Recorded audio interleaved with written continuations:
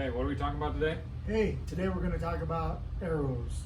Different materials, kind of what to look for, just the basics today.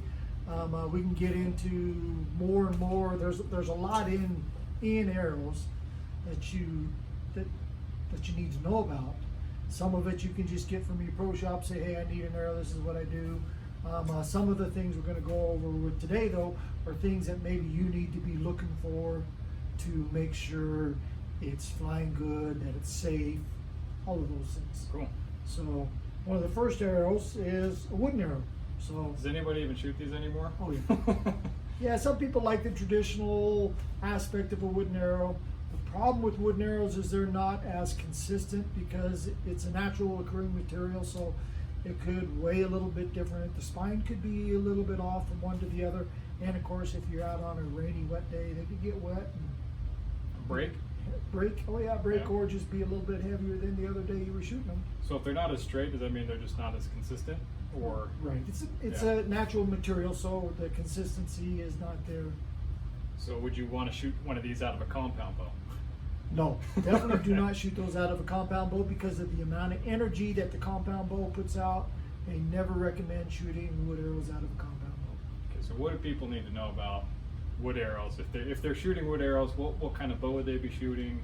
You know, what kind of use people use?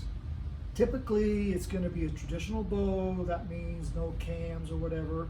And, just go over the arrow, make sure there's no really big dings or nicks in it, because that would be a weak spot. And then, of course, look at them, see how straight they are. And then, have at it. So Aluminum I know arrows. Aluminum arrows. Every once in a while we get somebody that comes in and asks like, okay, where's my 2117s? Was that the common one? 2117 is one of the very common ones. Yeah, 2216. 2216s, yeah. Yep. So not very many people shooting aluminum arrows. Why is that? They don't last as long as carbon because they'll bend or they'll break. And so mainly they'll bend, but the durability isn't there like a carbon arrow. And so they just don't last as long. We still sell quite a few aluminum arrows for individuals who want to do target shooting because on the bigger side, the bigger diameter, they make a great 2712, 2315, some of those. For target shooters. Yeah, but there's still a lot of people that enjoy shooting aluminum, and so we'll still see some aluminum show up. And they're heavy. They are heavy. So if somebody wanted to do flus, something like Pretty that. good, yeah. Pretty good. Okay. Yeah, and that's the other thing is back in the day when everybody was shooting aluminum arrows, they worried about the total weight, so they were putting overdraws on their bow and everything to try to make the arrow lighter, which made it tough to be accurate. So carbon was introduced, and it's been been the mainstay now. I mean, probably 80-90% of all the arrows that any archery shop sells is in carbon. Cool. So with carbon arrows, though, they do last a lot longer and they maintain their straightness. But how do you know how do I know if my carbon arrow is bad or if I shouldn't shoot it anymore? Because there used to be problems with carbon arrows when they first came out. Right. They weren't made as sophisticated as they are now. Don't ever rub your finger along it, because if it is, you're going to get that little carbon fiber in you.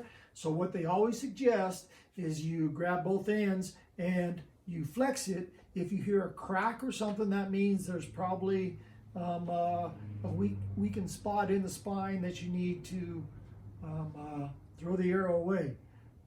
The medical bill you get if you shoot it through your hand definitely would pay for a lot of arrows, probably a new bow setup, and probably even a four-wheeler or anything. Depends on how bad it is. Oh, it is. I've seen a picture of. It's a long operation to get all of them little carbon spines out. So anytime you shoot an arrow and say it hits something hard, or if you get a really good group and the arrows are slapping each other, always check. So when you go to bend it, and you hear a snap, that means that arrow is no longer any good. So, because you can chuck take it and some throw it away. bend them pretty oh yeah, hard. Yep. That one's still good, so you can still shoot it. This one had a little crack in it, so basically and don't ever, like I said, don't ever rub all along it, otherwise it's going to cause a problem. So you can salvage some points, right? Or some things if your arrow's broken, maybe your point or Your point. your nock. This nock is broken. I don't know if you can see that one, but Yeah, someone did a really good grouping and hit the other arrow. yeah, if you're shooting good groups, pick a different spot every time. It's kind of fun to get a Robin Hood, but it gets expensive. How much are arrows usually per half dozen, per dozen for? You know, a good average, yeah, good average dozen is going to be about $100, $120 for middle of the road. Cheaper ones are going to be in the $70, $80 a dozen. Your real expensive, high quality, good straightness are in that $200 range. So, At least they're reusable, right? They are. Yep, definitely As long reusable. as This you take one care right of here, them. you can see they hit something really hard and push the end insert back into it. So, and I got a aluminum carbon one here. Initially it looks good, but if you look down it, it's got a big kink in it. So even if it's aluminum carbon, you know, it's gonna bend. And it's going to keep that bend. And it'll keep that bend, and so it's gonna fly all over the place. So something to keep in mind, you know, always take and flex that arrow. Okay, always a good idea to flex that arrow. It's so important that most manufacturers put on the label right on the arrow is flex it every time. Okay. Cool. So, what about bow fishing arrows? Bow fishing arrows, yeah, I gotta pull this out somehow. Most common arrows are made out of fiberglass. Okay, same thing, you can flex and bend them. They're super tough. They're super tough. They are really heavy. Some have carbon in them. You know, they make a lot of different ones that basically you just want something really heavy so it goes through the water, retains its energy while it's going through the water.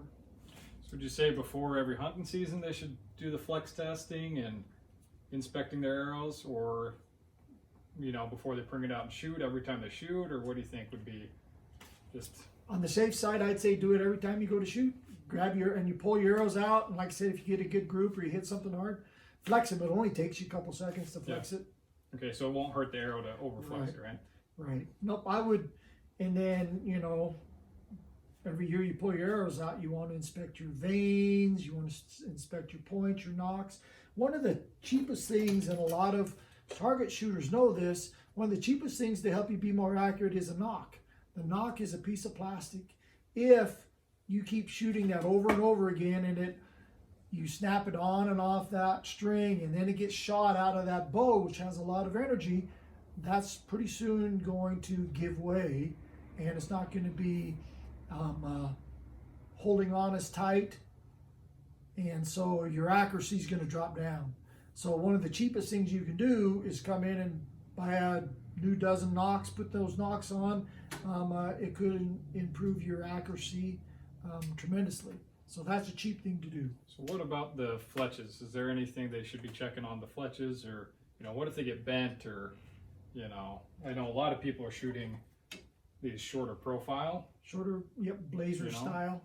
But if they're coming loose, does coming any loose, super glue work, or? You know, there's special kind of super glues, and the glue or vein manufacturers have gotten better at the materials that they use and the type of glue. It's not the same as the super glues you see in stores. It is, because there is a lot of different components that they put in that, compounds that they put in it to make the glue better for adhering to, say, carbon, aluminum, different things like that. Some of the things that I notice, you know, if you have your arrow in a box and your veins kind of get bent over, one of the things you can do to help bring it back to straightness is to take a hot air dryer, you know, and just put a little hot air dryer on it, and a lot of times that'll bring it back to its original shape. Cool. Great. Well, Anything else? We wanted to talk a little bit about how do I know my arrows are too old. Okay. If you realize or see some slow motion videos, that arrow is bending back and forth every time you go to shoot it. Okay. So it's cycling back and forth. There's only so many cycles that arrow can do before it starts developing maybe a bend in it, or if it's not pure carbon, then that spine breaks down quicker. So there's quite a few arrows out there that aren't completely pure carbon that the spine will break down over time. So if you get some older arrows, they may look straight or they may seem to you to be really good, but you might want to change them out. Get some new arrows. Your accuracy might go up. Your groups might be improved. Yeah, they do. Oh yeah. And if you're not sure, just bring them in. Just come on into the store and bring a few arrows or bring them all, and we can help you inspect them and show you how to do that. So if you have any other questions, put them in the comments and we'll make another video for you. We're going to be doing some other videos, so keep in tune and we'll have a good day. All right. Thanks for watching. Thank you.